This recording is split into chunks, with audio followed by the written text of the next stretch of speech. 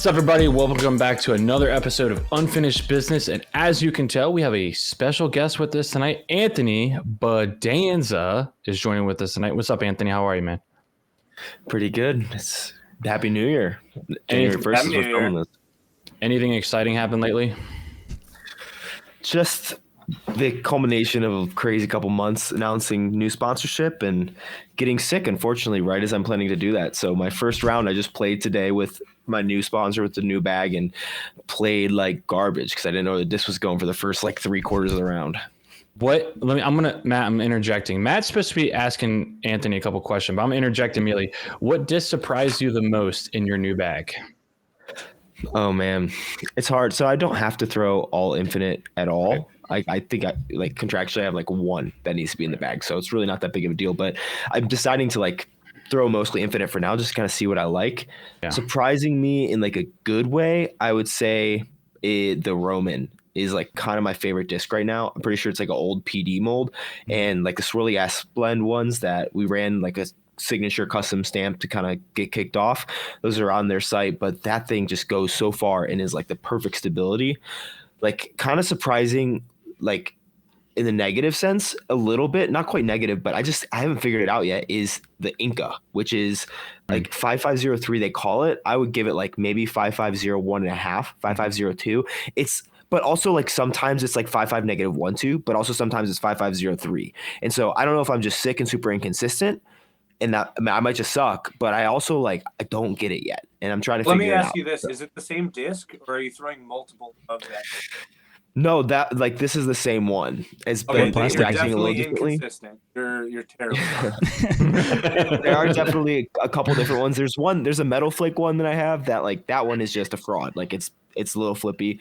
The other two Halo ones that I have, they're more true to the numbers, but I'd say they're closer to like a Chariot, which is your typical like straight with a little bit of fade, mid-range, like goes far, has good glide.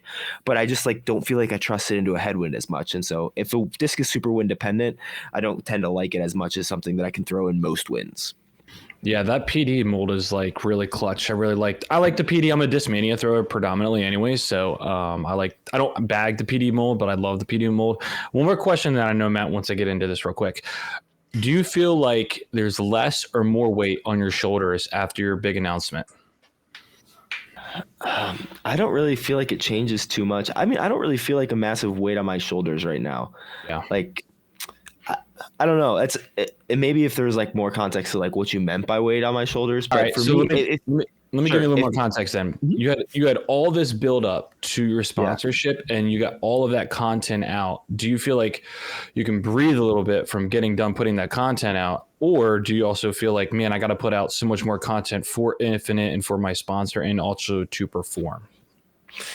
Yeah, I mean, in that sense, especially in the content side, pretty much what I was about to be saying was that is so much like a weight off my shoulders because it's been so much of like a lot of the behind the scenes of what happened was like for some reason. So let me grab some discs real fast. I just got my field work bag. My bag is over there, but like we ran this like initial, like these are some Pharaohs, and we ran like this custom stamp, like little double foil. Corey actually helped me. I designed this and then he like vectorized it for me, made it pretty simple or made it really easy. And all of that kind of came together so last minute. I don't know why more players don't like initially reach out to me. No, not that. I understand Corey that. Corey did my logo. Corey's alone. Why? We just forced Corey to do all the logos on this podcast in any capacity. So absolutely, I think Corey's made a logo for everyone in this call, pretty much. He's so good. Yeah, but I don't know why people don't like drop a stamp initially as they join. Maybe companies don't think there's enough hype that's built or whatever. But I was like, hey, like let's drop a stamp just because when you're like building all this hype or you're announcing, there's so much like enthusiasm that's there that like is potentially market value that like you can convert into sales. And so I've kind of I don't know of anybody else who's like really done that. And so we wanted to do this. And actually, luckily, we had like 100 something whatever discs on the site, and they sold out within like 3 hours. That Infinite actually reached out to me. They're like, holy crap, they sold out. They sold out in his email. The guy who I'm contacted with, he said they sold out quote too fast unquote. And so luckily they actually like are working today to get more on the site, and it's like That's the holidays. awesome. So I was anticipating them getting there in the second. So massive thank you to everyone who bought anything, but that all came together super last minute, and I was really hoping to announce on the 31st, but then that had to like get sent out for stamping, and it was the holidays, and I was traveling for family, and then I got sick, and so like all this just culminated into a crazy last month, and like it all was able to come together right in the timeline that I really wanted it to. And so now actually a big weight is off my shoulders. I'm actually not even posting a video today, the first. I'm just like giving myself a day to kind of rest and chill. And but I'm excited. It's like it's less weight off my shoulders and more that like I don't feel like I oversold myself at all. In fact, I feel like I have room to really prove to Infinite that I'm worth more than they're even paying me now. And so that it just makes me more excited rather than putting a weight on my shoulders, because I feel like doing less than I did last year, I still will give them more value than is in our contract. And that means that I'll be able to, like, it's less of a weight on my shoulders and more of a drive to really push that forward and prove to them why I'm worth a lot more for 2025 and beyond if we want to resign. I don't think this is exact correlation, but like my wife and I are pregnant. We were holding off that news for so long, and like just withholding news from people, especially like your content followers, like that's like builds up a little bit of like angst inside. So I thought like, dude, he's got to feel so good to finally get this off his chest. And thank goodness you're like enjoying it and taking it in. So I think Matt has a couple questions for you. I have one real quick. Yeah, I love that we're cutting that off. We're going completely off script already, which is pretty typical for us. But no, I just wanted to hop in real quick and say welcome to the team, Anthony. I don't think I've reached out to you directly yet, but hope you really like it. I've been a big fan of Infinite. I know we haven't talked a ton. I've been on for 5 years. I know one day you'll probably join me, maybe on the ambassador team, but until then, the touring team is pretty cool too. I've heard it's pretty sick. Yeah, I'll try to upgrade eventually. We'll see what ends up happening. We'll see how it happens. But no, just wanted to get that out there. And then also, I think my biggest question, I think everybody kind of expected the open bag sponsorship to make the most sense. And I could definitely turn this into a rant about an infinite mold podcast. I won't do that. But I feel like Eric Oakley mentioned this a little bit when he signed about how, one, it's super sick that you can throw anything, but also kind of scary that you can throw anything in that, a disc doesn't do well for you. The next day you're like, well, I have an entire wall of options. I'm not contractually obligated to throw anything. I could put anything in my bag for this slot. Does that worry you at all? Like, is that something you're thinking about of, not only is it great that there's all these possibilities of discs you can throw, but it can almost kind of be a negative in the same way. Yeah, I mean, first off, I don't necessarily think I'm good enough or have like a long enough relationship with any molds that it scares me really. Yeah. I played my first round of disc golf January 18th, like 2 years ago. So it's been a little less than 2 years since I started playing. So like, I don't have a lot of history with a bunch of molds in my bag. And I changed out most of my bag from the 2022 season, the first time that I ever was playing, to this season when I first played MPO. And so now I don't feel like there's a lot of weight there. I also I'm like a really, like, I try to be a very business-minded person. And so a lot of my decisions, I know that there's so much good plastic on the market that a lot of it is going to come down to like, I know that if a disc isn't working for me, it's probably that I'm not throwing it super well. And like, I can try to iron that out in myself instead of like trying to blame the tool. Like I did with the Inca initially. And then secondly, I just think that for me, it's going to come down to, exactly what you said is like, I'm not contractually obligated to throw Infinite, but I'm really intrigued by a lot of their molds and I want to throw a lot of them. And like, ultimately, I think they'll be the easier ones for me to put stamps on and also help to show Infinite like some extra value to them, that like helping grow their awareness of their brand. Cause I don't know a lot of people outside of like niche Infinite communities who throw a lot of Infinite or are aware of a lot of their molds. And so I want to help bring a light to a lot of that, but I don't know. It's like hard to be scared when my bag always feels so in flux because I haven't even like finalized my game to a point where I'm confident enough in it. And I'm still working on so many like major formative parts of it in like terms of distance. And then like my forehand mechanics, I need to change from arming it to really putting my body into it. And so there's a lot that I've just like, I'll figure out the discs and now I have the world in front of me and a lot of really solid molds that like Infinite has in of themselves. So I'm super excited to explore. But I feel like I need to get better at disc golf before I can really say that that's going to worry me. Yeah. I think Taylor has a follow-up question here on what Anthony should throw with absolutely. Yeah, I don't know if you've heard of one. There is an infinite mold. I'm kind of notorious for being the tomb guy. I think the tomb is one of the greatest discs of all time. So if you haven't given the tomb a fair shot, I will absolutely vouch for it. Love that thing. I actually haven't thrown the in blend. I think that's an in blend that you have. I haven't tried that one out, but It's S blend. Stable guy. Nice. Yeah. So I'm a big fan of the C blends and the concretes, but any tomb is a good tomb in my eyes. So give that one a fair shot. Yeah, it's in the initial bag that I have, so I've been throwing it a little bit. I've been trying to like it. I've been trying. I'm not gonna say anything else.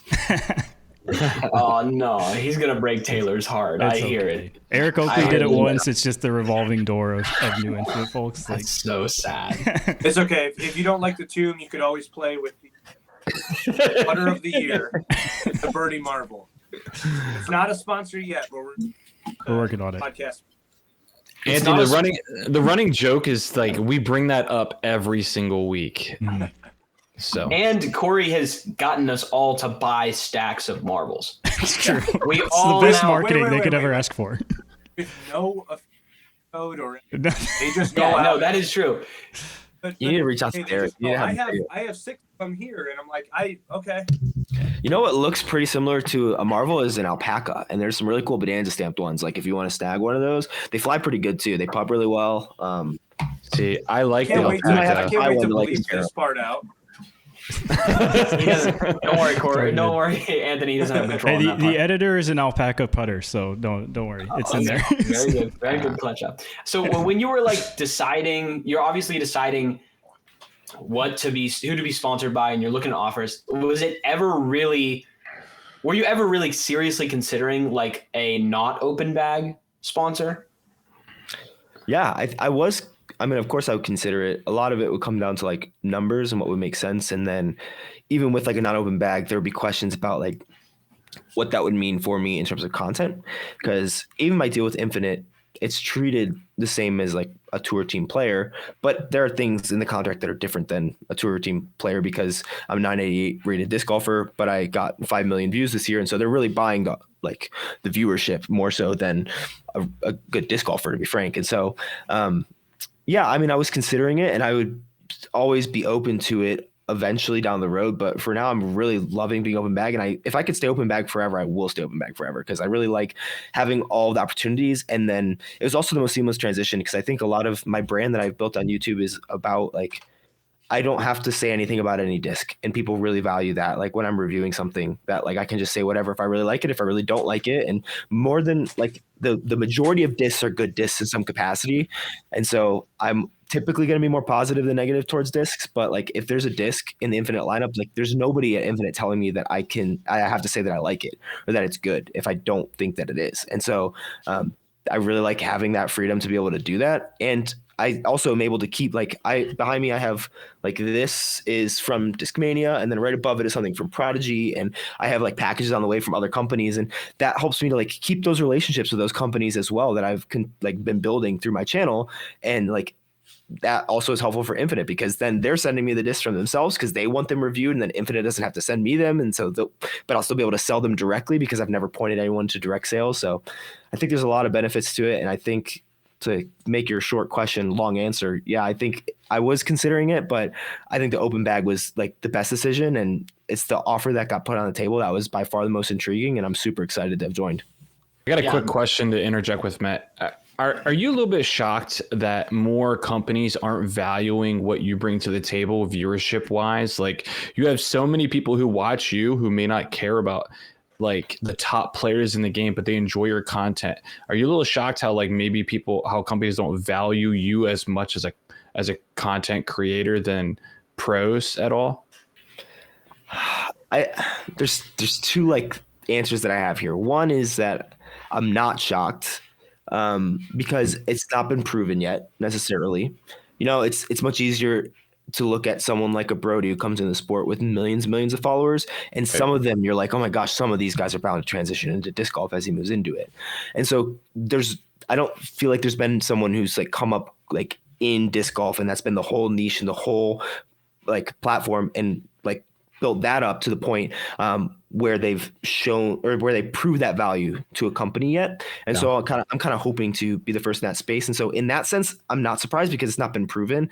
But in another sense, like if you just think about like marketing terms and cost per 1,000 views and like what you would pay to be the presenting sponsor for XYZ amount of views and like millions and millions throughout the course of the year, like there's a sense that like I didn't get reached out to by anybody this year. I reached out to everybody. Right. And so like that's surprising to me that like I think so too. I got like 5 million views this year on YouTube, all in disc golf, like grassroots, like built it up, and I got no offers from anybody. I like go and seek them out. And so that was surprising, but I also like that's surprising in a sense, but it's also not because of where disc golf is and coming into it with like an aspirational understanding of like this is where I think disc golf should be versus like this is where it actually is, and let's like operate within like this reality. In one sense, I'm surprised, but in another sense, I'm not. And I'm hoping that this will change like 3, 4, 5 years down the road. If someone has a similar viewership or trajectory that I've had on YouTube, there will be sponsors like trying to hand them money and like fighting for them. And so I'm hoping that that's the case, but for now it's not been proven. And so I'm hoping that I can be someone to prove it. Can I just interject one quick thing? This is not even a question. Just what you just said, Anthony, sparked me. One, it's wild that no one reached out to you. But two, I would just like to point that out to anyone out there. I know as team announcements come out, there's a lot of people in the world that are like, how do these people get sponsored and I don't get sponsored?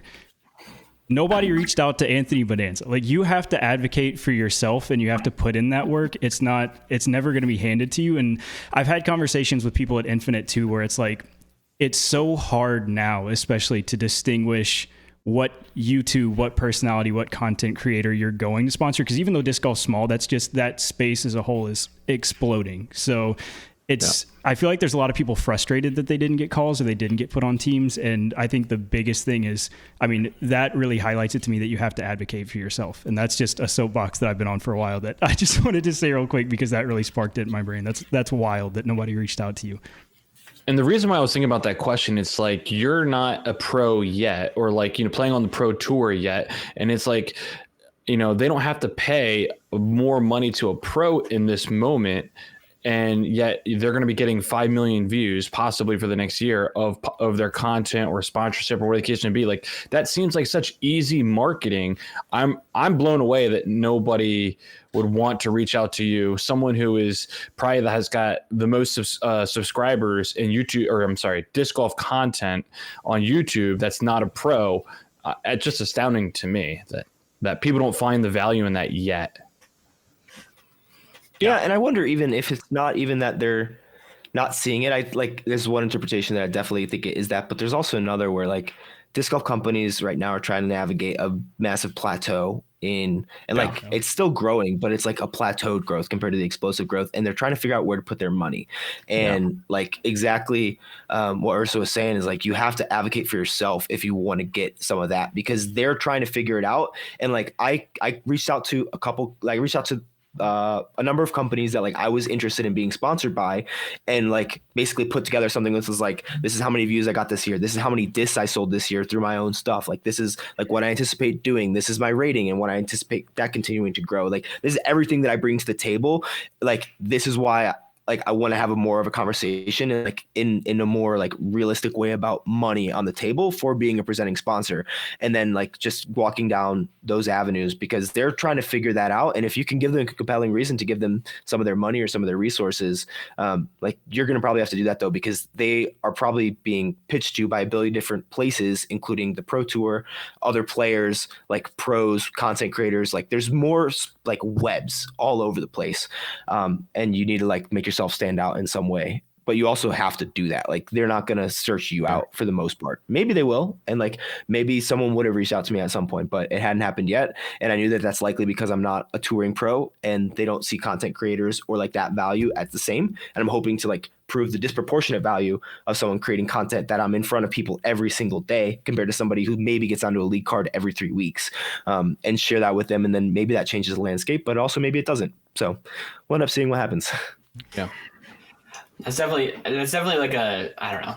So for reference, a couple years ago, I was like really into Twitch right during COVID for Twitch live streaming platform. And it blew up during COVID. And I watched the what people believed would make them popular, what people believed would make them famous on Twitch to be famous. I watched like what that output was versus what the actual output of people who are enjoying what they're doing is. And now it's kind of weird because I'm seeing the exact same pattern in disc golf right now. And as you're someone who's near the top, I guess my question would be what, without giving away too much of what I think on it, but what frustrates you most about like the YouTube space for disc golf right now? Other than the fact that we just said sponsors don't even reach out to you when you have literal, like so many numbers.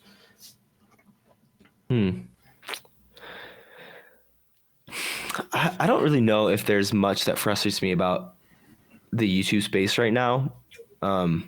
There's a lot of growth. Yeah, I really don't think that there's much that frustrates me. I think I've really been like a student of YouTube for the past like 5 years. And so like I've had multiple failed channels before this disc golf channel, which started doing well. And then I have another channel as well that I haven't posted on in like 14, 15 months. But that one I got up to like 10,000 subscribers before I started this YouTube channel. And so I think like what I've learned through all this time trying to figure it out is like I tried to not get frustrated with stuff. I just try to like learn from it in a way. I'm like, I know that like for me, the hierarchy is like having good topics.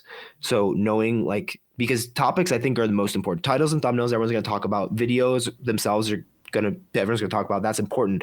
But like the topic is like the more people, you can have a phenomenal title and thumbnail. That's the most intriguing thing about a specific topic. But if 220 people want to watch a video on that topic, then those 220 people are going to find it and they're going to love that. But if you're trying to reach a broader audience and the biggest disc golf audience that you can, then you need to think about topics that are like not something that you want to make, but something that people want to watch that also coincides with what you want to make. And so I really found that like trying to continuously adapt has helped me. But I also think that like that's a place of like I am very like grateful and privileged that I do have this audience now that like I don't have to deal with some of the frustrations maybe, but there's also like some videos I think will do well and they don't end up doing well. And so maybe that's frustrating, but I don't know. I'm interested to hear like kind of where you're going with that because I might be able to agree with you more, but I don't really, I try not to dwell on that. So maybe I'm not thinking about it too much. Okay. So my big point was when I streamed on Twitch during COVID because I was bored out of my mind. Okay. And I was like, I'm going to get a cheap capture card.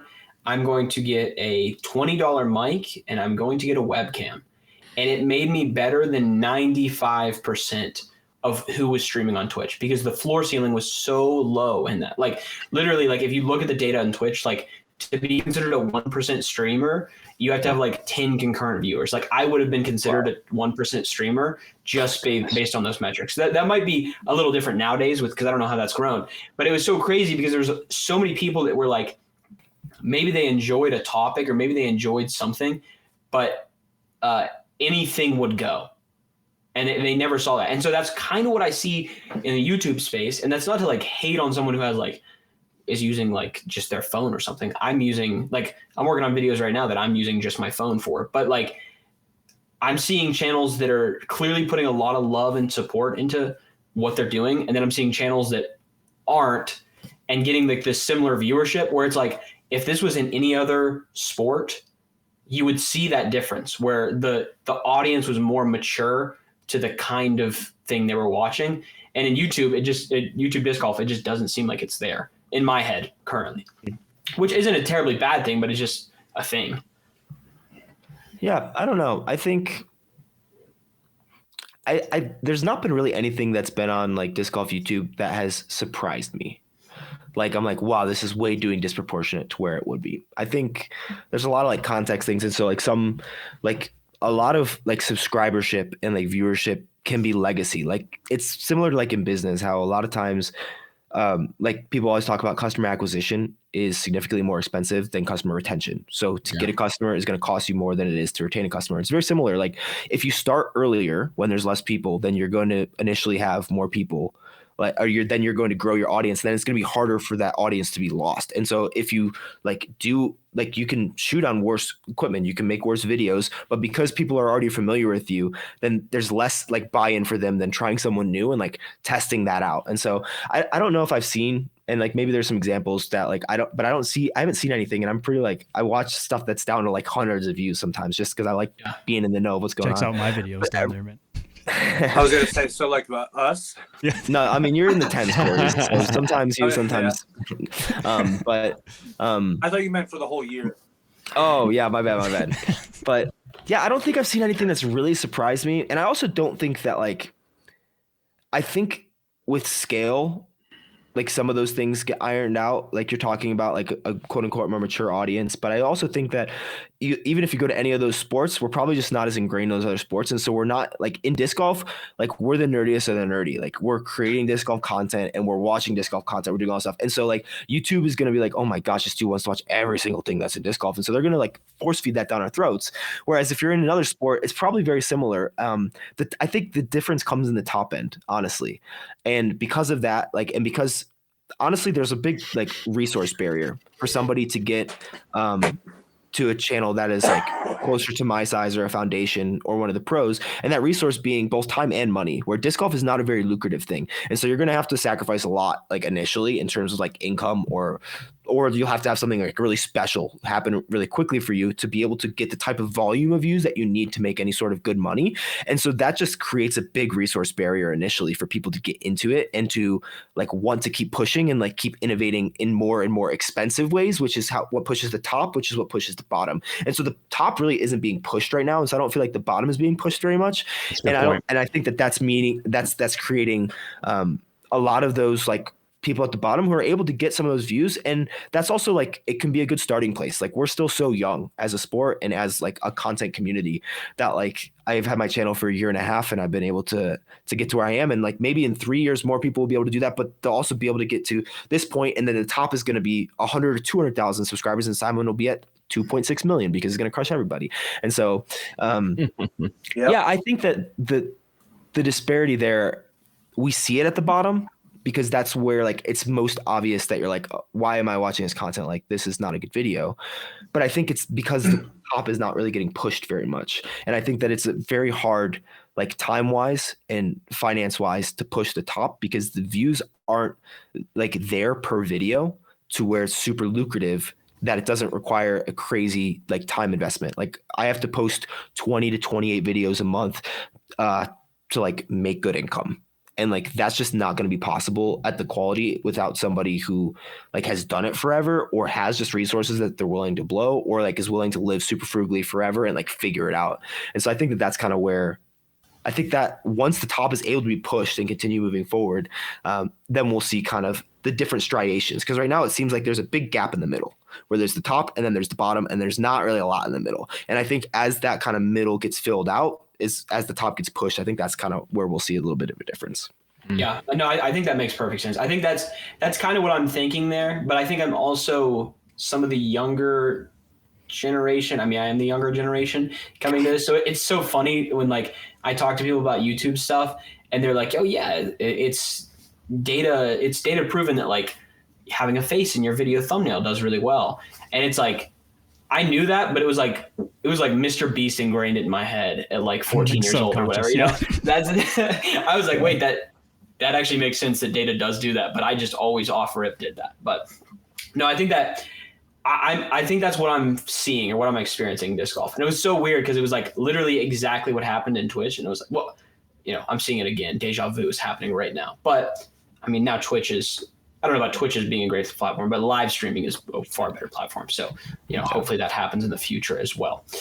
Well, anyone got any questions before we move on? I don't want to say I got one. Go for it, Tyler. Why disc golf? Oh man, how do you answer that? I'm just saying, like we all have a story. Honestly, What's your story? What are you saying, Corey? Mm-hmm. He wants you to answer the question. That's how you answered, honestly. Okay, honestly. Good. The way that you said honestly was like the I thought first it was a lead clause. into a sentence. Yes. Yeah. So I moved into a van before I started playing disc golf. My wife and I we're trying to live full time in a van. We were in Orlando, Florida, and then I built out a van. And this is where I was already working for myself doing my other YouTube channel, and I was doing like some Amazon reselling. Very glad that I don't have to do that anymore. But that just kind of let me quit my job and like start trying to pursue YouTube more full time, like super frugally. Like we stopped investing, stopped saving, and we're like, well, this is what our investment is now, is trying to make this stuff grow. And luckily it's paid off to this point, that we'll be able to start investing again. But it was like, holy crap. And so that was like a long 2.5, 3 years. But we moved into the van in September of 2018, 19. I don't know, 2020, sometime. We moved into the van. Oh no, 2021. What am I talking about? And then 3 months later, we were just traveling, and I was like doing some work, and we were traveling and like having fun. And I was like, I need a hobby. And my buddy Sam, he's out in Kansas City. He had played disc golf while I was in Orlando. He was my friend there, but he had moved back to home to Kansas City, and I had an ultimate disc, and we were just parked at a park in Chattanooga. Every time I tell this story, someone tells me what park it is, and I have not remembered it, and I will probably never remember it until I go and play this park again. But I had an ultimate disc in the back of my van, and we were just parked at this park that's behind a Bass Pro Shop. So if you're in Chattanooga, that's where it is. And I just took the ultimate disc and just like went and played. I was like, this is kind of fun. And I was just texting my buddy, he was one of my best friends, and he's like, hey, I have some actual disc for you when you come and visit me, because I was going to visit him in early January. And so we went and visited him. It was like 6 degrees, sleeping in the van. It was absolutely miserable. So we only stayed there for like 2 days. And then he gave me like a Champion Monster, a Nuke OS, I think, a Leopard, some Innova Champion mid-range, and then this AVR X3, XT AVR X3 right here.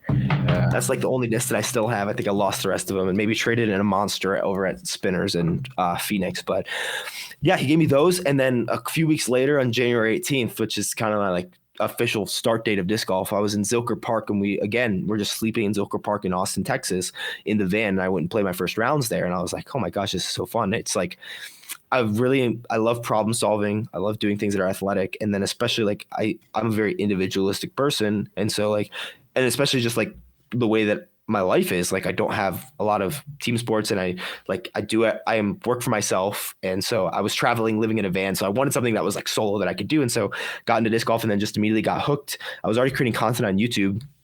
And so I like started watching all the YouTube in order to like just get better at disc golf. And it was my new obsession and hobby. And so for this first like 3 or 4 months, I was just like doing that while I was continuing to create my other content. And I was like, I feel like I can make videos like in disc golf.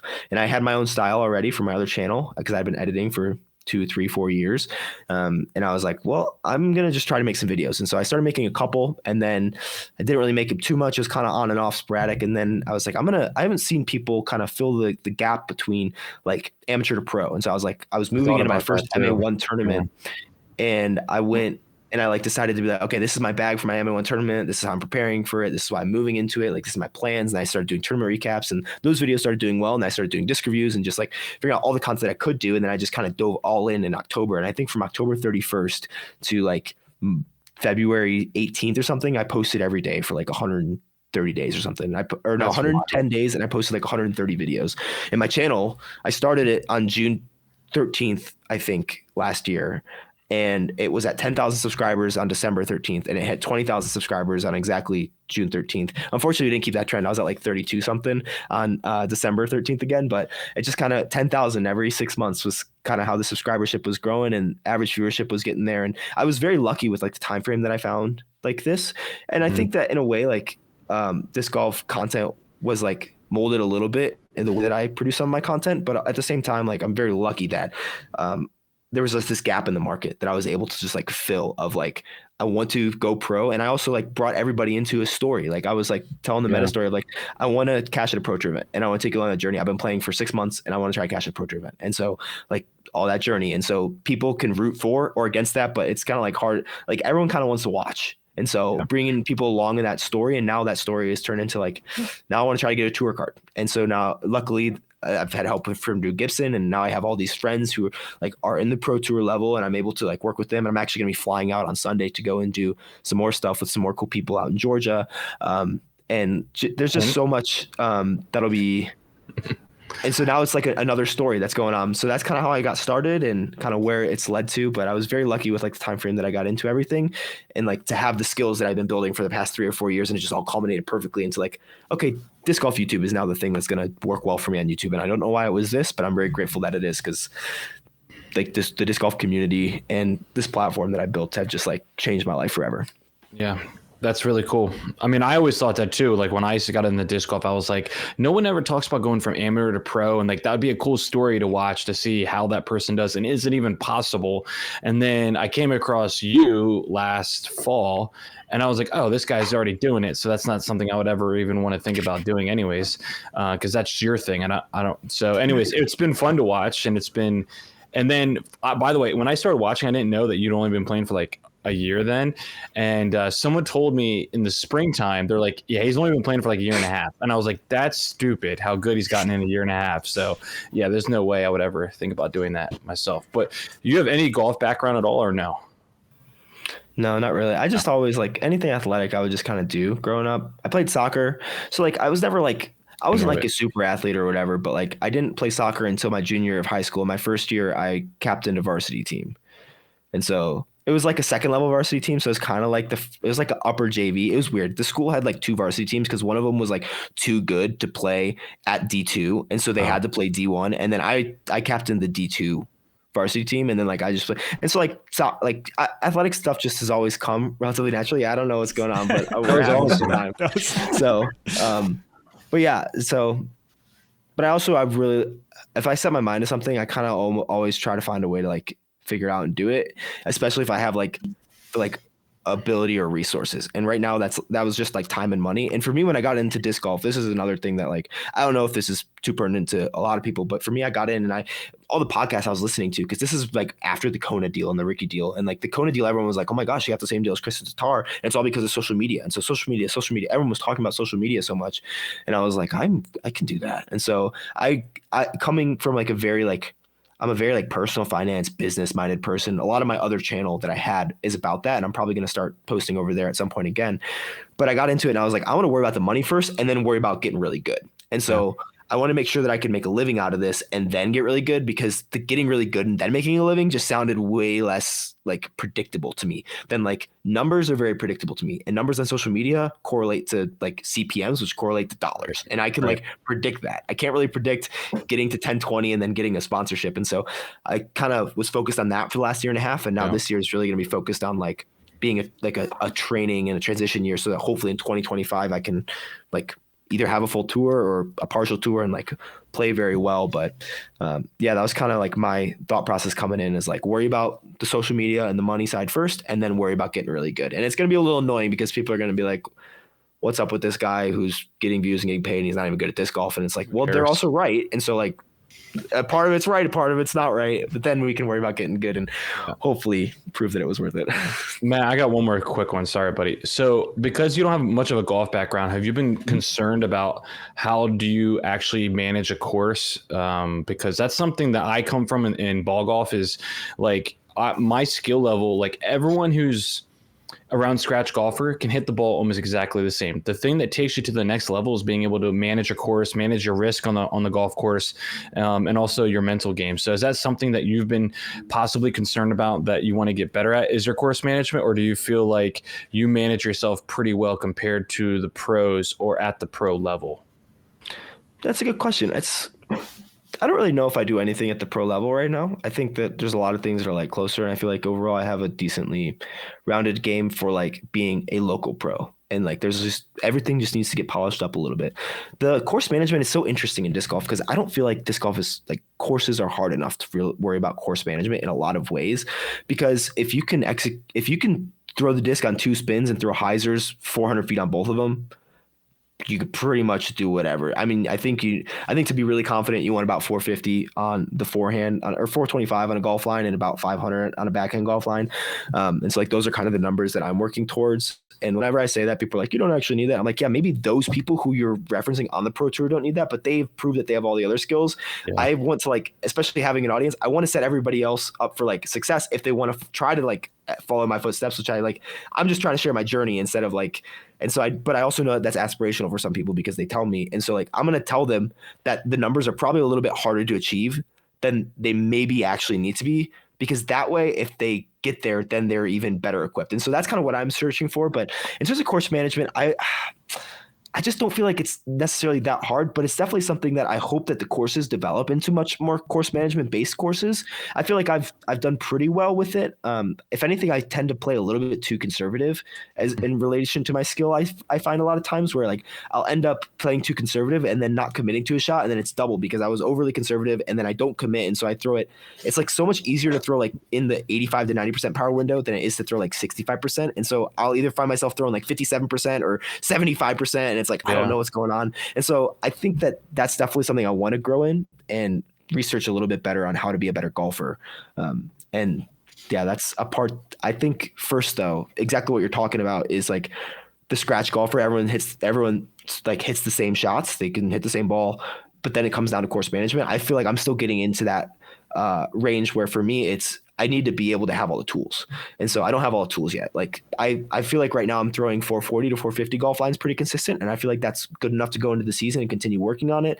My forehand, I feel like I need a lot of work on. And then like putting, I need a lot of work on right now because I haven't been practicing almost at all. And so if I have all the tools, then I think course management becomes more of an issue. But for now, I think it's about getting all the tools because my course management is good enough, especially for where disc golf is. And then if I get the tools, then add course management on top of that. And then you get to be an elite level disc golfer. And so I think that's kind of like my stepping stones that I'm working towards. I would agree with you. I think there's disc golfers like Ricky. I think Ricky gets away with so much because he just overpowers the course, but I don't think he's a good course manager at all. I think Paul Macbeth on the opposite side is a great course manager, and there's a couple other guys. So I'm hoping in the same light that courses get harder and it makes players have to manage a course because that's what it comes to when it comes down to in ball golf when you're playing against other people is when do you go for it, when do you not go for it, the angles you have to hit the ball on the course gives you the best shot into the hole that gets you away from trouble. I don't think disc golfers think about all that when it comes down to throwing a shot. They just throw it, like you said, on hyzer over everything, and they don't even need to worry about it anymore. Yep. Yeah.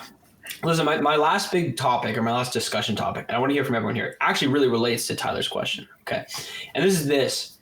We're talking about courses. We're talking about what makes a good course. We don't really have to course manage. My question is this. You go to your course, you have 2 tee pads, you have 2 baskets. What in your head, and this is everyone, constitutes a good use of multiple tee pads and baskets? Because I've seen some courses that are so ratchet, and I've seen some other courses that are actually well done, but I don't even think I understand. So like, Anthony, you've played a ton of courses, so you have some knowledge on this, but I'm also interested in what the guys have to think. Tyler, why don't you lead us off on this? What do you think makes a good course with multiple tee pads or baskets? I honestly want to hear what everyone else has to say because I don't know. I'll go ahead because I got it teed up. I'm fired up on this one. I'm ready to go. I'm usually strongly opinion, but I don't have a strong opinion on this one. Go ahead, Taylor. No, yeah, I just have a strong opinion on this because my local course has the perfect example of what is good and what is bad when it comes to like long and short tee pads. I love when a long tee pad for a hole plays like a different hole. So we have one hole that's like short pad is an up the middle 250 super technical par 3. Long pad's like 60 feet behind and to the right of it. You play a hyzer around the woods. It's like a longer, like 360-ish kind of not technical at all, open hyzer. I love that it feels like 2 different holes, but it's the same hole. Also on that course are multiple holes where you have the short pad, long pad is like 15 feet behind it, exact same line, exact same shot, but it's just, we have a long pad and it's 20 feet behind the short pad. It just doesn't, in my mind, if you're going to have 2 pads and it changes the hole or at least changes the gap you're going for or the shot shape you're throwing, love that. That's incredible. But if it's just like an excuse to have a long pad and it's just the exact same shot 20 feet farther, hate that. Okay, what do you consider then an amateur pad compared to a pro level pad, which are trying to emphasize the same shot shape but just difference in distance?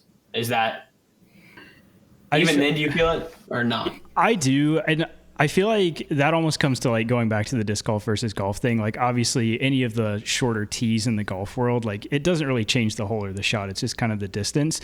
And I feel like that's just there's such more disparity between like hitting a 9 iron, 150, hitting a 7 iron, 150, whatever kind of your skill level brings to that.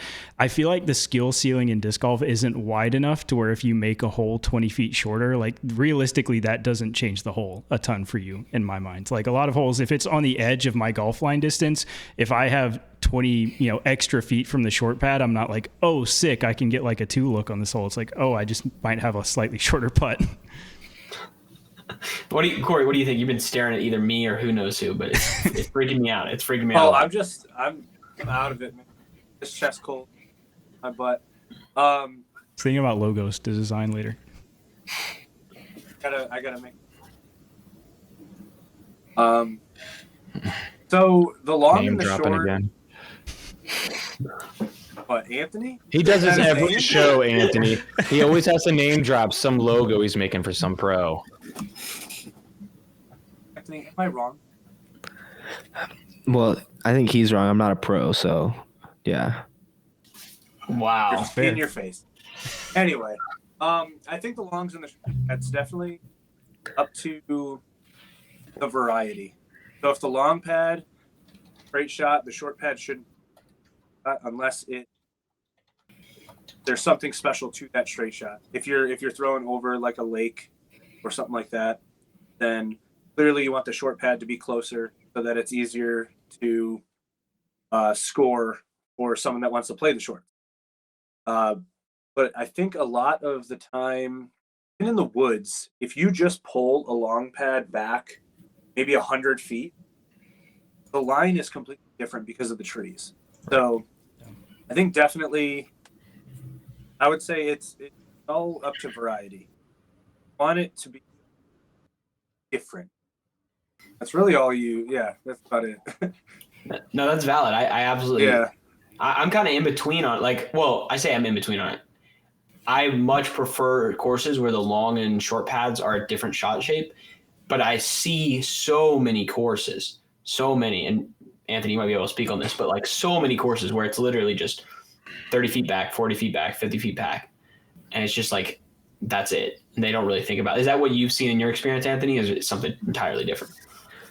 Yeah, I think it's interesting. So like, speaking of like short pads and baskets, I think if you have multiples of each, it's very, very hard to do it super well.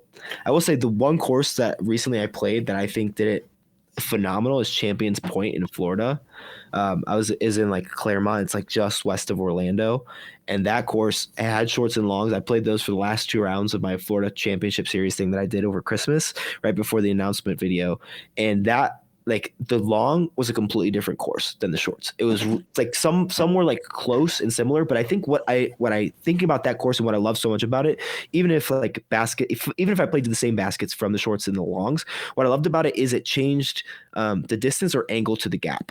And like I think if you're thinking about tee pads and you have one basket, then if the short pad is 40 feet from the gap, then you want the long pad to be like 110, because that's going to change the complete flight of the disc. Because if it's 40 feet out of the gap, I can probably throw a hyzer to, like, if it's open the rest of the way, I could throw a hyzer to it. But if like you change the angle a little bit, or even you just back it straight up, you got to at that point throw a hyzer flip or a flat shot that'll turn a little bit or something. Like it has to change either the disc that I'm throwing or the shape that I'm throwing for me to like, hey, let's go.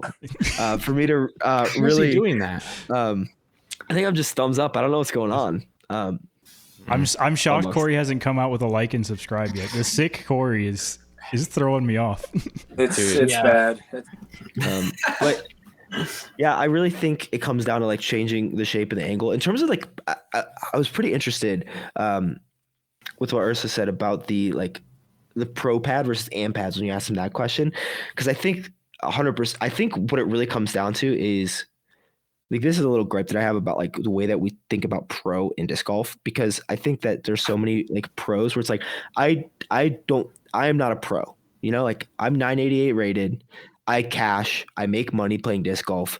I'm a pro YouTuber, like I'm a pro content creator, and I think that disc golf needs the term semi-pro. Like we just don't use semi-pro ever, and like that's what I am. I'm a semi-pro. Like I make some money, but I like don't make my full-time living from it. I'm not a tour card holder, and so like I think and there's like very few actual pros in disc golf, but MPO like I don't know. I'm not going to get into that, but I think that with the pro pad, I think having holes where it requires like over 400-foot golf lines, I think that, and like per shot is what it really takes. And I think a really good course that implements like long tees or baskets changes pars on like at least 4 to 6 of those holes, because that makes it significantly more intriguing, or at least changes what the par should be. So for instance, Champions Point, that course, to the yellow versus to the red from the shorts and the longs, they were both like par 4s, but the red one was like a 420 foot through the woods. So like you could argue it's a par 4 from the shorts, but it's like 420 feet. So like I would play that as a par 3 if I was like actually playing a tournament there. Whereas the long was like also through the woods. You got to sink through a couple gaps at 650 feet. Like I think changing the pars, or what the pars actually should be,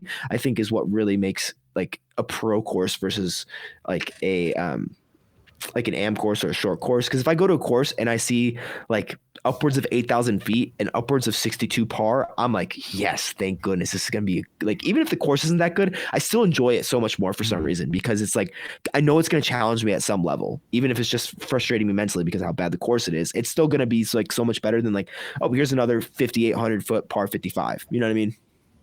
Yeah, no, that makes sense. And I like what you said. I've got a local course that has some ultra zesty pars and baskets. Like it has 2 baskets and 2 pads. And literally, like one time I went, and I think they do an A tier there every couple or every year or so. I don't know. Is the A tier zesty? No, It's cracked. zesty open. It's cracked. It's cracked. Chris Dickerson came by and just obliterated it. But it's some of the most insane. Chris Dickerson thing to do.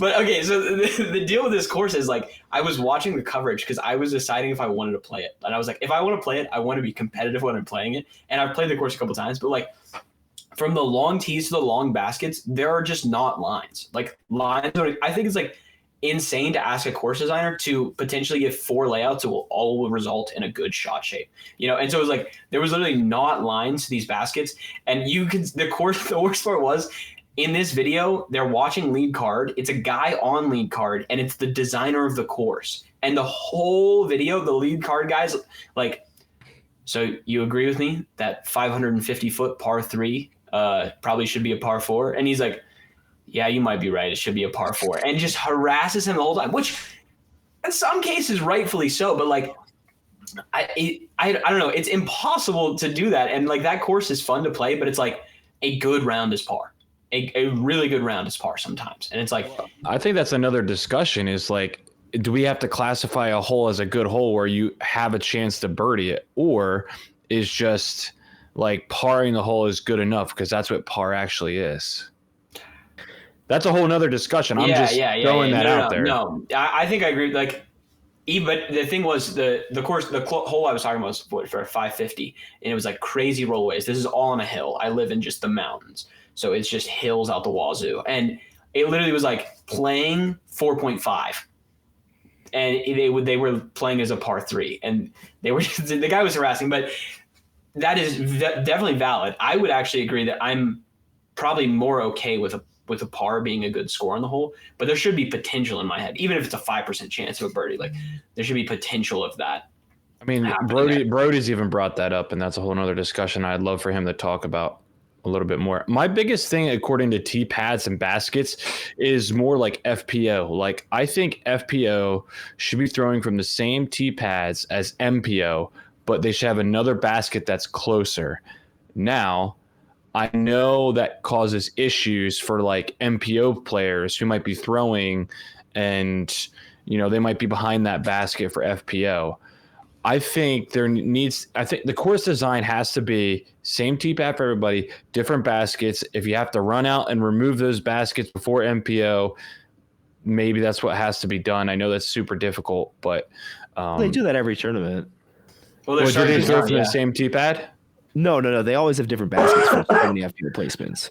But I think I think that runs into the same problem that was just brought up is like you can't like having a tee pad that is really good for one hole doesn't mean it's going to be good for another hole, even if it's just like shorter or a different shape. I think that I'm interested to know why you think that having the same tee pads would be important for the sport, because I don't feel like it'd be super necessary. So my biggest thing is like I live right near Iron Hill Disc Golf Park. I don't know if you've watched or seen it before. It's where they used to play the Delaware Disc Golf Challenge. It's an extremely difficult course. I have a match that I'm playing there on Saturday.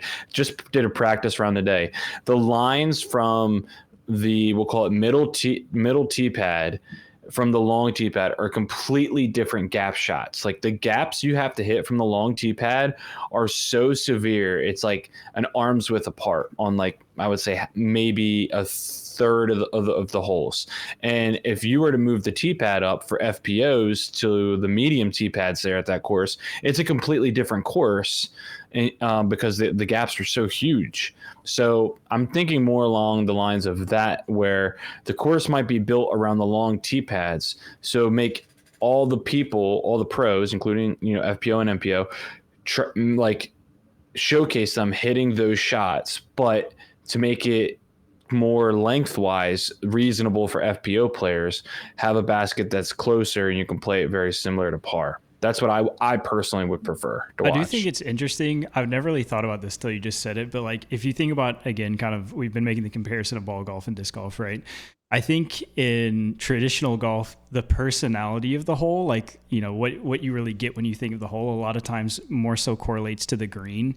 So it makes sense that the teeing area is different. And I think when I think about a lot of disc golf holes, the personality is much more in the gap you hit, the line you're throwing. So I do think that like instead of moving the teeing area, if you move the basket, you almost get a closer representation of what the MPO or the pro hole would be than, moving the teeing area up versus the basket. So that's interesting. I've never thought about that. Yeah, I would agree with that. There it is. Yeah. Yeah.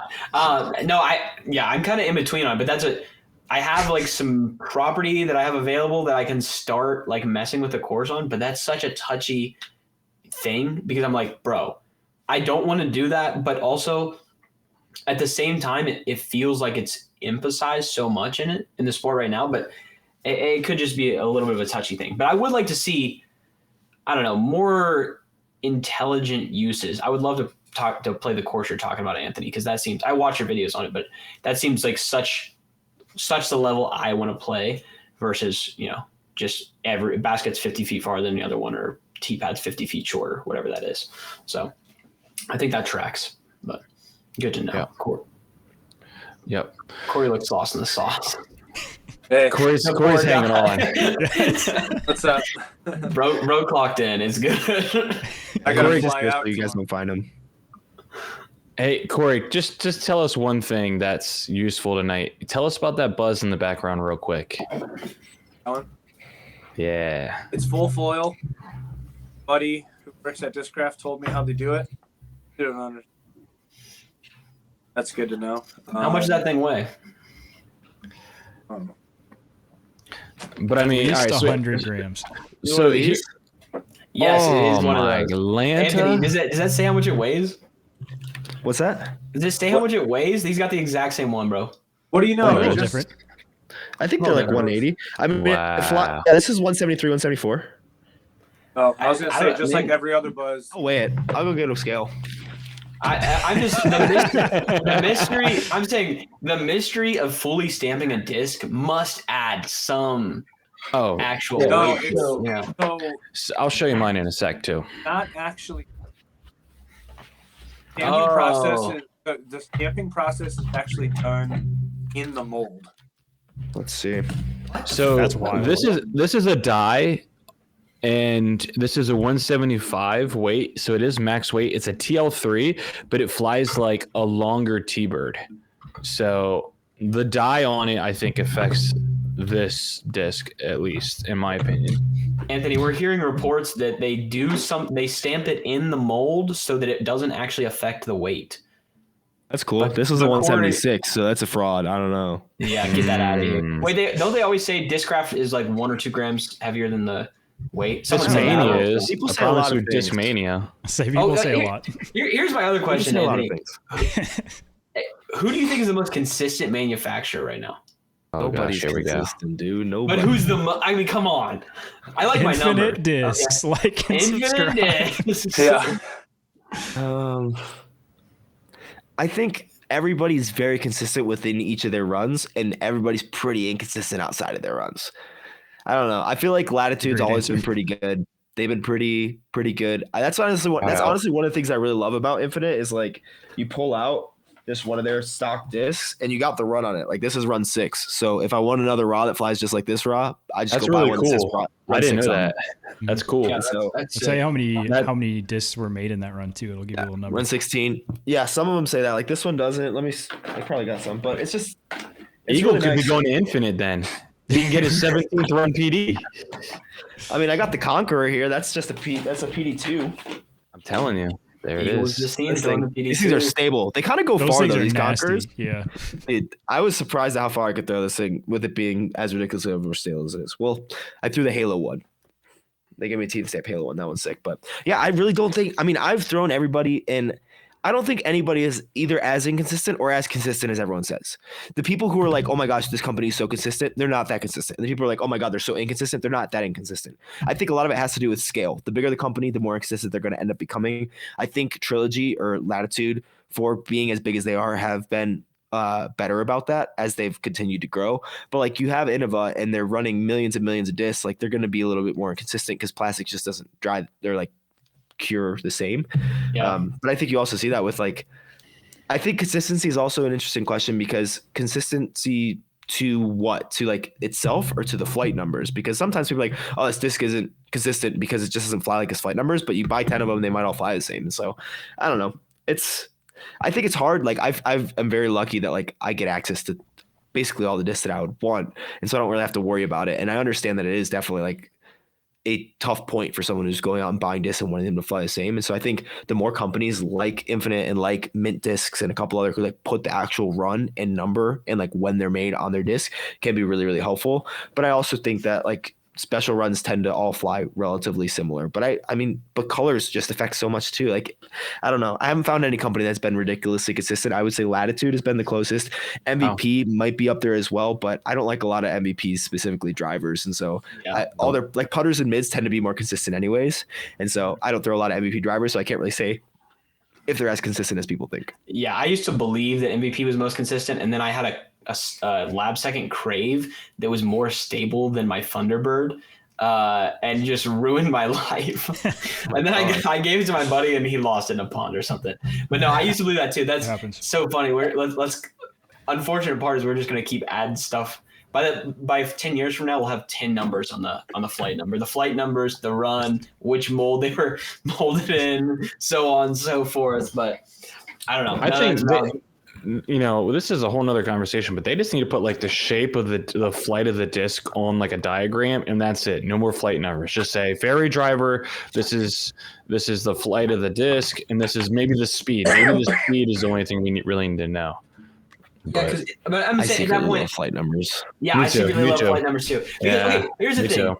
This is deep in the lore. Okay, so I'll make it quick.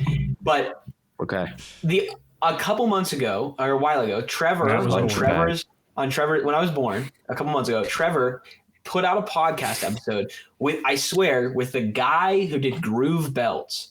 And at the end of the podcast, the very end, for about 3 minutes, the guy who did groove belts started talking about a robot that his coworkers had made that could throw a disc and he's like, yeah, I can throw a disc the exact same way every single time. We can set the nose angle, so on and so forth. And I was like, you just made the way to set all flight numbers. Solved everything. And then silence. And we haven't spoken about it since. Yep, and it makes me now. so bad. Wow. Maybe so. Wow. I mean, what's the Big disc profitability golf on that game robot though? I mean, I think people love talking about flight numbers and complaining about flight numbers, but there's literally zero financial incentive to fix the system at all. No one actually cares that much. And so like, why are you going to build that robot? Like PDGA is not going to buy that robot for those people. Maybe PDGA does some dumb stuff with money, so they might, I don't really know, but That's but then the problem with that too is like every single run, you're going to have to do that. Like you got to throw it, or like are you like, this is what we think we're going to sell the most of plastic wise, so this is what it's going to end up being? It's hard because I don't like know. It's really tough. It's annoying. You PGA approve the mold, and then like every plastic you put it in flies differently. Every color of the plastic you put it in flies. It's so hard, you know. Yeah, that is tough. The same thing exists. This is so random in the ski industry. How stiff boots are exists but there's no governing body. They just make up numbers the exact same way, and people love they just love them. Like I used to do that, and every person who came and talked to me about like how to sell boots would be like, but in this company, you're going to be doing this thing. And it's like the same mirrored conversation. It's like, do we just love the chaos? Is that what's happening? Yeah, people love something to talk about and something to complain about. Like, I kind of want a company, like, for instance, these chariots on Infinite, they say they're 5501. Here, they say they're 4501. I kind of just want a company to, like, stamp random flight numbers sometimes. Like, they just, like, random number generator. Okay, speed goes from 1 to 14. Glide goes from 1 to 7, turn goes from +1 to -5, and then you got like 0 to 4 fade, and it's like, okay, random number generator, boom, we got a 12 2 -3 6. It's like, well, okay, that's what we're gonna stamp on this disc, and like, it doesn't matter, so why not? No. The 6 series would be do that random number generator and then go to like Thomas Ekstrom or like a disc designer and be like, make this disc now, like of these generated flight numbers, like make this mold. Dude, Loft's got to get on that. They got all that stuff working with them. They can make that happen. But all right, Well, yeah. Let me. Go ahead. I'll wrap this up. We want to respect your time, Anthony, and thank you so much for coming on. But I do want to have one little mini question before we end this. Okay. How big is the dream? Be honest. The dream? How big is the dream? Tell me when. No. You didn't get there. Start over again, Corey. You weren't even close. Oh, sorry. Yeah. It's gonna take a long time. And hey, remember, you have to tell him to stop when he gets there. You should gotten probably, close to that. BDs? All right, start over. Okay, start over. Oh, okay. We missed it. I feel like I'm missing a lot of important information about how to answer this question correctly. This is on you. Man. It's whatever you How want. big is the dream, man? I've been pretty. Keep on dreaming. To be fair, this is the first time we've ever asked this question. I've been asking I've been going back. No. Podcast, it never said. Tyler goes to bed every night, and before he goes to bed, he thinks to himself, "How big is Text the all dream? of us. How big is How the big dream? is in?" How many words do I get? As many as you want. Dude, this is listen. No, give me a number. Honestly, this is Give me a number of on words. Give a number. 34. That's so many words. I mean, I don't know. I mean, people were probably curious about how fast you've progressed. So what is, like, how big is it? How big is the dream? I think it's as big as, like, You could ever want it to be. yeah, I don't think your arms will get big enough, so you can just stop that now. You got a little chest cold, so you're good. That's pretty big arms, actually. Okay, I don't know if I'm going to respect the word count now. I'm going to give a bit bigger of an answer, but I think for me, I don't think people have not gotten to like the physical or like social limits of disc golf yet. I don't think it's like how big socially you can push it, like what types of interactions you can have with outside brands and outside influencers, and I don't think people have treated like their bodies and their training as efficiently as they could to maximize throwing with the correct scientific data. So like I really am loving following Eunice Morella, who I believe is the Finnish or maybe Swedish national coach. Mm-hmm. I'm pretty sure it's Swedish, so I don't want to get that wrong.